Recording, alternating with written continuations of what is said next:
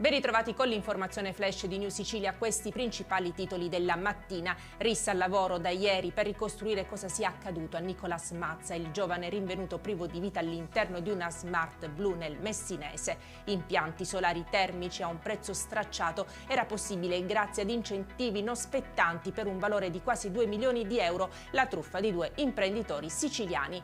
Confisca di beni per un valore di circa 900.000 euro a Salvatore Di Blasi della famiglia mafiosa di Villa Grazia. L'uomo deceduto aveva collegamenti con gli affiliati e partecipava alle attività estorsive. A Catania, dopo l'incidente stradale senza feriti, 2 turisti sono minacciati con la pistola dal padre del giovane che conduceva lo scooter coinvolto nel sinistro. È intervenuta la polizia. Dopo aver completato le prove scritte dell'esame di maturità, gli esami continuano oggi con il colloquio orale. È l'ultimo passo per oltre 500.000 studenti in tutta Italia. E con questo è tutto, grazie per averci seguito e arrivederci.